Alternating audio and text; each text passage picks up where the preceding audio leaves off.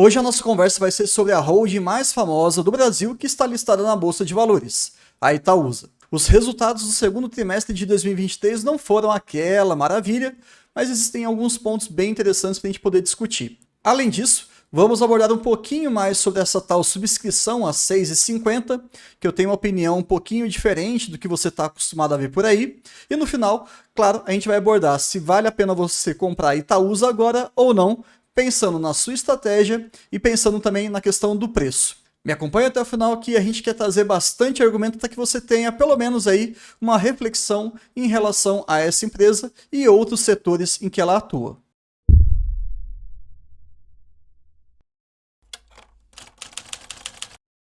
Inicialmente eu gosto do modelo de apresentação deles, em que eles trazem ali uma visão um pouco do nosso país, para depois entrar efetivamente nos resultados da empresa, olhando aqui o primeiro semestre de 2023 e depois o segundo tri de 2023 com mais detalhes. Comparando o ano de 2022 com o ano de 2023, nós teremos um crescimento do PIB menor, uma redução da Selic, mas ainda assim extremamente alta, pelo menos essa é a perspectiva deles, considerando ali fechar o ano com 12%. E o IPCA, sim, ele teve uma redução, o que é interessante, mas também uma redução muito tímida.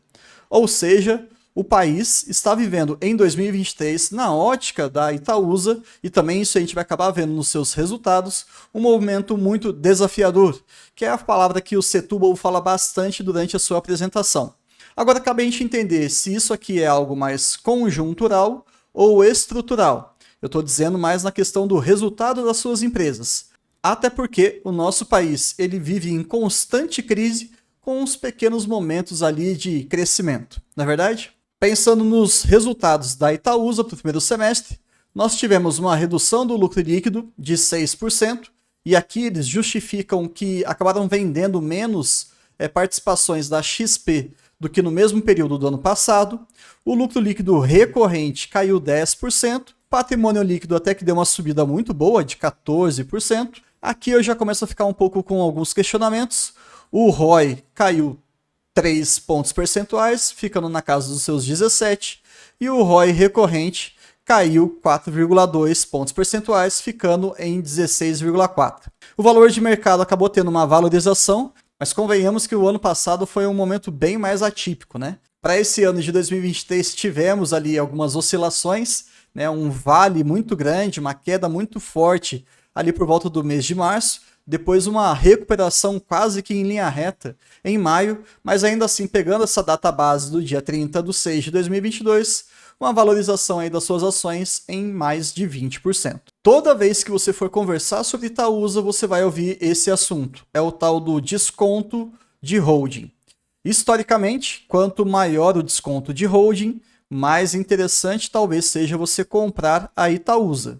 Basicamente a ideia passa pelo seguinte: se você quisesse comprar proporcionalmente o portfólio de Itaúsa, que são algumas empresas que estão listadas e outras que não estão, ou seja, a princípio você não tem acesso a esse tipo de sociedade, mas se você conseguisse, você iria gastar mais comprando essas participações independentemente do que se você aceitasse comprar uma ação de Itaúsa. Vamos colocar aqui o número para ficar mais fácil? Considere hoje que você tem todas as participações de Itaúsa, olhando o valor de mercado, se isso for possível fazer com todas elas, no valor de R$100. Tudo bem? Você iria desembolsar R$100 para ter essa participação proporcional. Agora, se você quiser simplesmente manter essa proporção na sua carteira através exclusivamente das ações da Itaúsa, você teria ali no finalzinho de 2022 um desconto de 19%, ou seja, você teria que desembolsar apenas R$81. Deu para entender? Uma outra forma de a gente fazer essa avaliação qual que é? Vamos pegar todas as participações de Itaúsa em todas as suas empresas que estão listadas e não listadas na bolsa, nós chegaríamos ali no portfólio de 115,6 bilhões. Agora, se você olha o número de ações de Itaúsa e multiplica pelo valor da sua cotação atual, você acaba chegando no valor de mercado da Itaúsa, e ela está marcando 95,3 bilhões. Pera, então é um negócio que vale 115 e está sendo vendido na bolsa por 95? É isso. Sob outro ponto de vista, essa visão ela é completamente viável. Temos então um desconto para o primeiro semestre de 2023 na casa dos seus 17,6%. Ou seja, desde 2020 nós estamos cada vez mais reduzindo esse desconto de holding. Ou seja, está se tornando menos atrativo, considerando todas as mudanças que ela está sofrendo, comprar Itaúsa. Em relação ao seu portfólio de investimento, tá? Não estou falando que é um mau negócio porque caiu o desconto, não é isso. Mas matematicamente, essa vantagem ela está diminuindo. Vamos olhar então aqui a questão do lucro líquido recorrente da Itaúsa. Nós tivemos ali um resultado negativo da própria holding, as suas próprias operações internas, administrativas e por aí vai. Um aumento ali negativo de 28%. E por que isso aqui está dessa forma, né? Um triângulo para cima, que deveria ser algo bom, porém está vermelho. Porque o resultado ele está ficando mais negativo. Não gostamos disso, mas é algo bem pontual. Em relação à venda da XP, uma queda aí de 64%, o que é muito ruim, mas já foi explicado por eles. No primeiro semestre de 2022, eles venderam algo em torno de 1,1 bilhão de reais. Agora eles venderam apenas 409 milhões, então sim, esse resultado ele tende a ter um impacto menor. É positivo, porém menor do que o ano passado. E o resultado financeiro, principalmente por conta das suas debêntures, e a gente está falando aqui de custo de dívida, né, dos juros propriamente ditos, serão pagos mais para frente. A gente vai abordar isso aqui em relação ao cronograma daqui a pouco, mas o fato é que teve um aumento aí desses custos em 37%. Também entendo como algo pontual, nada que preocupe o investidor de Itaúsa. Vamos observar como é que vai ser daqui para frente. Principalmente porque eles estão interessados em pagar as suas dívidas, fazer um pré-pagamento, de modo que o resultado financeiro tenda cada vez mais a ter um impacto negativo menor. E aqui é o carro-chefe, né? Em relação ao resultado das suas investidas, daquele vasto portfólio que a gente vai abordar rapidamente cada uma delas, um crescimento ali de 5%, o que é ótimo, sem grandes surpresas, é isso mesmo.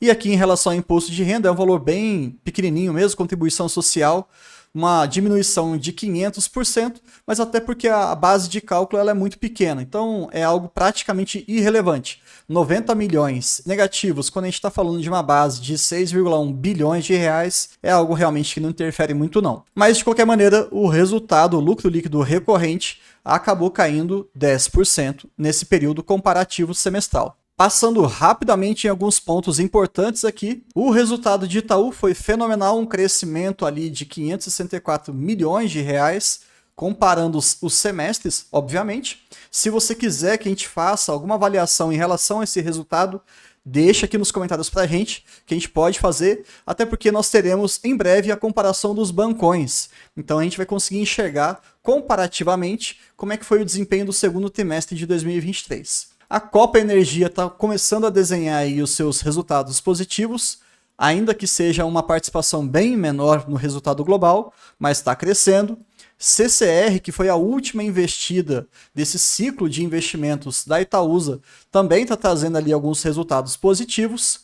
A Egea, muito está se falando em relação à maior empresa do setor privado em relação a saneamento. Nós estamos aí com alguma perspectiva em relação à privatização, mas o Setúbal aí não cravou nenhuma data não. Existe uma série de reorganizações internas que precisam ser feitas para que esse processo ocorra de vez. Sabe-se lá Deus qual que vai ser a decisão de Itaúsa, mas geralmente quando a gente tem um IPO, há sim uma precificação acima do que aquele negócio realmente vale. E isso é uma das grandes características que nós, barcianos, pelo menos quem gosta do jeito Barsi de investir, não fica focado em IPOs. Mas vamos deixar essa novela a caminhar, né, apresentar os seus capítulos, para a gente tirar algum tipo de conclusão. Por enquanto, é só ficar de olho. Dexco está muito ligado ali à questão de construção civil, está apanhando sim, nosso país não está muito confortável em relação a esse tipo de atividade, mas a gente espera aí com o novo governo, com os novos incentivos, que isso aí se reverta, sem dúvida nenhuma. A Alpargatas, que infelizmente está tendo um resultado muito catastrófico, pelo menos essa é a perspectiva que eu tive quando eu li os resultados brevemente, nada muito bom. alguns tropeços aí que eles acabaram realizando, tivemos ali algumas trocas de gestão e a gente espera daqui para frente que isso comece a melhorar. A XP com um resultado também negativo, mas até aí é algo pontual, eles estão saindo em breve, e a NTS também com um resultado negativo bem importante, praticamente anulou metade do crescimento de Itaú. De modo que nós tivemos aí um crescimento de 5%, algo na casa ali de 6,4 bilhões de reais. Aqui eles passam alguns insights, resumindo, tá? Eu não vou ler tudo isso aqui não, mas percebam que no Itaú nós tivemos ali um ROI de 18%, a Copa Energia aumentou o seu lucro em 260%, algumas outras investidas, como o caso da CCR, cresceu o seu lucro líquido em 88%, a Egea quase 60% e a NTS ficou naquele chove não molha, uma pequena queda de 4%, nada muito relevante. E a Dexco aqui, que acabou caindo o seu lucro líquido recorrente em mais de 50%. Bom, ainda bem que o carro-chefe é Itaú. Então, está crescendo bem, está mantendo os seus bons resultados. É isso que a gente quer pensando em Itaúsa, já que boa parte, para não falar a totalidade, dos seus dividendos são oriundos de Itaú. Aquele investidor de Itaúsa, ele basicamente recebe dividendos do Itaú. E para você que está gostando desse tipo de conteúdo e acha que realmente tem alguma relevância, se inscreve aqui no nosso canal, deixa o like e compartilha com seus amigos.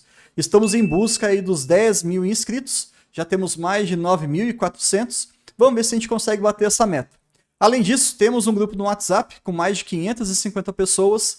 O assunto lá é basicamente investimento em ação brasileira que paga dividendo ou que potencialmente vai pagar. Ponto. Não tem criptomoeda, não tem renda variável no exterior, não tem renda fixa, nada. É um assunto bem nichado, regras bem estabelecidas, não é para ficar batendo papo sobre a vida, então ali você consegue concentrar uma grande quantidade de informações relevantes. E ali também, dia sim, dia não, eu acabo soltando algum insight no formato de áudio, algum pensamento que eu tive, principalmente essas notícias que nós temos das empresas. E um desses pequenos pensamentos eu vou colocar nesse vídeo daqui a pouquinho. Então vamos lá, seguir em frente aqui. Quando a gente olha na questão da alocação eficiente de capital, é basicamente como é que eles vão colocar, como é que eles vão gerenciar essa grana. Vamos distribuir dividendo para o nosso acionista, vamos pagar dívida, vamos fazer um novo ciclo de investimento. Isso daí, quando você compra Itaúsa, você está literalmente contratando o cérebro do Setúbal e também da sua equipe. É basicamente isso. Tem um vídeo bem antigo aqui no nosso canal em que eu pergunto quanto custa comprar um cérebro.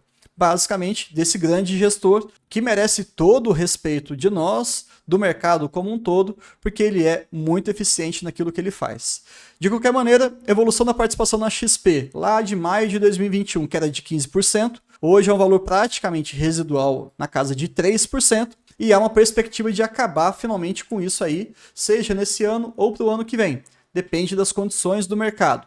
E essa venda gradual tem trazido efeitos caixa e também um efeito ali, um impacto no resultado de mais ou menos 4 bilhões de reais para a holding Itaúsa. Boa parte disso aí foi utilizado para fazer o seu ciclo de investimento, também para remunerar o seu acionista, enfim, uma boa alocação de capital sem dúvida nenhuma.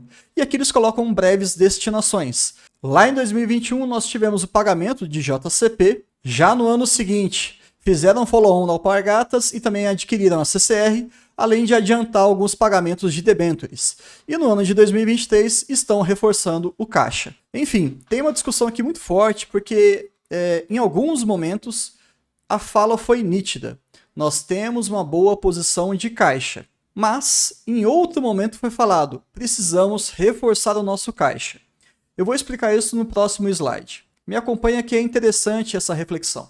Quando a gente olha o perfil de endividamento, 3,8 bilhões de reais é o que eles efetivamente têm em caixa, ok? Aquilo que é efetivamente líquido. E quando a gente coloca as dívidas a serem pagas, elas começam a partir de 2025. Isso já foi negociado, acordado já há algum tempo. Então, para este ano e o ano que vem, não temos qualquer tipo de amortização.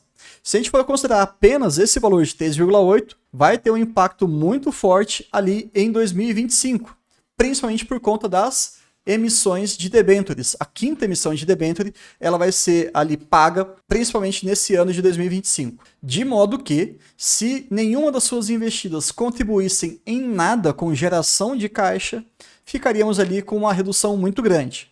Mas além disso, a gente precisa considerar algumas outras questões.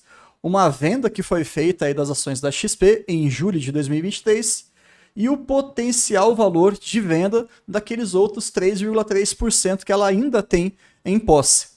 Logo, nós estamos falando aqui de mais ou menos 2,7 bilhões de reais, totalizando mais de 6,5. Aí o cenário já é outro. Hoje eles têm 3,8, mas potencialmente falando, estamos falando de 6,5. Quando você olha todo esse valor, você fala assim, putz, tá com um caixa muito confortável, paga todas as dívidas até 2031 e ainda sobra. Então tá tudo bem. Mas ainda existe aí esse questionamento e é um dos principais argumentos que eles estão chamando essa subscrição. Eu vou detalhar com vocês com calma qual que é o cálculo que você faz, como é que funciona esse anúncio e tudo mais, mas entendam, na minha visão, o endividamento deles está super bem controlado, mesmo sem esse processo de subscrição. O endividamento que eles medem aqui é um pouquinho diferente, dívida líquida pelo patrimônio líquido está representando aí 4%. Eu falo que é diferente, a gente enxerga geralmente a alavancagem comparando, por exemplo, com aquelas empresas, né, de transmissão de energia, pegando a dívida líquida e dividindo pelo EBITDA. Aqui o mecanismo ele é diferente, então são outras métricas. Mas entendam, é um endividamento extremamente saudável. Porém, antes de falar desse racional, vamos só finalizar aqui a questão de remuneração ao seu acionista. A prática deles é distribuir 100% dos proventos recebidos do Itaú. Então, olhando historicamente, o Itaú pagou para a Itaúsa 3,1 bilhões de reais.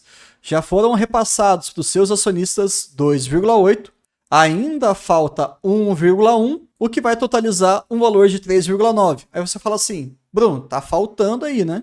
Eles estão distribuindo mais do que Itaú distribuiu para eles? Sim, eles estão fazendo um excedente da sua prática usual. Para mim ficou um pouco confuso e eu confesso para vocês que eu não consegui entender de uma maneira muito clara. Mas eles têm essa prática de distribuir os dividendos do Itaú. Ok, maravilha, fizeram isso. Resolveram distribuir um pouco mais. Maravilha, queremos cada vez mais dividendos, sem dúvida nenhuma. Mas agora, com esse excedente de prática, eles fazem uma chamada de capital, uma subscrição. E aí alegam ou justificam isso através de um reforço de caixa. Então você dá um a mais e aí depois você faz uma chamada de subscrição, ou seja, você quer se capitalizar. Não ficou muito claro isso para mim não, tá? Quem tiver alguma opinião ou quem quiser discutir sobre isso, estamos todos no mesmo barco. Eu não quero ser um formador de opinião aqui, eu estou no mesmo nível que todo investidor, mas eu gosto de estudar e quero entender um pouco mais essa dinâmica. Para mim, não teve muita lógica. Mas quem sou eu para questionar ou para falar, né, chegar num julgamento que foi um movimento errado? Não é isso. A ideia é realmente entender o que está acontecendo numa das empresas que tem mais de 900 mil CPFs como investidores. Um ponto positivo é que, comparando semestre a semestre, o primeiro de 22 com o primeiro de 23, tivemos um aumento aí de quase 20% em relação aos proventos. Tudo bem, né? Saímos de 19 para 20 centavos. Não é algo tão relevante, mas tudo bem, tá crescendo, é isso que a gente gosta. Fora ali o que foi anunciado para julho de 23, mais 4 centavos, chegamos aí nos últimos 12 meses a aproximadamente 24 centavos por ação. Historicamente falando, estamos com um dividend yield ali de 5,5% aproximadamente, abaixo do que a gente gostaria, mas o payout, que é uma grande discussão em relação à Itaúsa, sim está subindo. Não enxergamos grandes perspectivas de aumento, algo na casa de 40, talvez, no máximo 45, mas aquele payout que aconteceu há alguns anos extremamente elevado já foi dito pela Itaúsa, não tende a se repetir, pelo menos por enquanto. Vamos então finalmente falar aqui um pouquinho sobre o fato relevante, o pagamento de provento que a gente já conversou agora há pouco, e principalmente aqui sobre o aumento de capital social. Lembrando que a gente está falando aqui de uma subscrição particular, ou seja, se você quiser participar, você já tem que ter uma posição prévia nessa companhia. No texto, que é relativamente longo, mas não é difícil de entender, eles colocaram ali um direito de subscrição de 1,39%. Basicamente, qual que é a conta que a gente faz? A cada 1.000 ações de Itaúsa, você tem direito ali a praticamente subscrever 14 novas ações. E qual que é o preço? R$ 6,50. Pô, perfeito, né? Maravilha, um valor agradável. Hoje está na casa aí dos seus R$ 9, então tem um desconto interessante, girando em torno de 30%. Só que vocês têm que lembrar o seguinte, você está comprando essa ação por R$ 6,50? Na realidade, não. Vamos lá, para você ter direito a comprar 14 ações a R$ 6,50, você previamente já tem que ter gasto o dinheiro equivalente para acumular 1.000 ações. Vamos colocar aqui um preço médio só teórico, tá? De R$ 9,00. Então você gastou R$ 9.000 para poder comprar 14 ações a R$ 6,50. Deu para entender? Bruno, não faz isso tanta diferença porque eu já tenho a ação com subscrição ou sem subscrição. Tudo bem, mas só estou tentando trazer um pouco além daquele óbvio para a gente poder realmente enxergar. E qual que vai ser o impacto, por exemplo, em termos de preço médio, que algumas pessoas aí gostam muito de carregar. Se você pagou ali, na média, R$ 9,00 para ter essas 1.000 ações, na hora que você compra essas 14 ações por R$ 6,50, você vai desembolsar R$ 91,00. Qual que é o cálculo final? R$ 9.091 dividido por 1.014 ações. A gente chega ali num preço médio teórico de R$ 8,96. Então você estava com 9 de preço médio, caiu para R$ 8,96. Convenhamos aqui, é algo bem pífio, bem pequeno mesmo, mas ocorre. Eu particularmente, como é que eu estou enxergando esse movimento? Não se trata de um reconhecimento ao acionista, tá? Eu acho que a proporção de 1,4% aproximadamente, ela é muito pequena, independentemente desse deságio, desse desconto de 30%. Veja, 1.000 ações para você ter apenas 14, poxa, é complicado, né? Mas, ao mesmo tempo, vamos olhar o meio copo cheio. É uma forma muito barata, mas extremamente barata mesmo, da Itaúsa se capitalizar, tendo um custo baixíssimo, né? Com essa pequena emissão aí de ações. Então eu acho que nesse movimento aí, a Itaúsa está sendo muito mais beneficiada do que os seus acionistas. Vamos um pouquinho além. O que acontece se você não participa dessa subscrição? Você é diluído. A sua participação diminui. Agora eu te pergunto, será que os controladores que estão ali mais à frente do negócio, participando mais ativamente, eu entendo que eles acreditam muito na companhia, tudo bem? Vamos supor que todos eles façam essa subscrição. E alguma parte ali daqueles investidores, pessoas físicas, seja por uma dificuldade técnica, seja por uma falta de grana, seja por algum desconhecimento mesmo, falta de acompanhamento, eles não participam. Se eles não participarem, proporcionalmente falando, eles estão sendo diluídos e os controladores e todos aqueles acionistas que fizerem a subscrição estão aumentando a sua participação relativa. Deu para entender mais ou menos? É claro que a gente está falando de uma mudança de porcentagem praticamente nula, mas está acontecendo. Subscrição através de subscrição, bonificação através de bonificação. Isso daí não é bom. A base acionária da empresa tende a ficar cada vez maior. Mas isso daí é uma conversa para um outro momento. Vamos agora para a parte de perguntas e respostas. Eu queria trazer apenas esse pequeno insight aqui sobre o custo real que você está pagando, essa percepção de quem que está sendo beneficiado realmente nesse processo. Será que está sendo uma baita oportunidade para o investidor ou não? Enfim, queria só trazer alguns argumentos para vocês.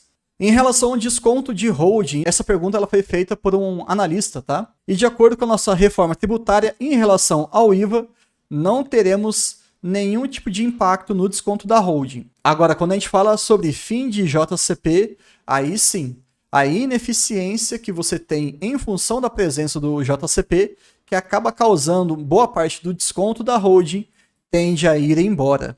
Então, se efetivamente nós tivermos o fim do JCP, aquele gráfico que eu mostrei em relação ao histórico do desconto tende cada vez mais a ficar menor, ok? Mas vamos ver aí como é que o nosso país vai se organizar e depois a gente olha os impactos reais nessas empresas. Mas não se assuste, se tiver o fim do JCP, o desconto da holding sim vai cair. A alavancagem, o foco deles nesse momento é fazer pré-pagamento da dívida. Eles estão entendendo que a redução dessa dívida é a melhor alocação de capital e é para isso que você investe em Itaúsa, tá? Tô sendo muito franco aqui. O cara que coloca o dinheiro em Itaúsa é porque ele está deixando na mão do Setúbal e da sua equipe a melhor alocação de capital possível, seja com dividendo ou não, tá? mas eles não excluíram a possibilidade de novos investimentos, muito embora o contexto aí não seja muito favorável para isso, né? Convenhamos que está bem complicado o nosso país e também as condições financeiras aí. O que eu estou querendo dizer, né? O dinheiro continua muito caro. Perguntaram sobre alguns investimentos, se eles iriam aumentar a posição nas investidas ou se eles iriam buscar novos negócios.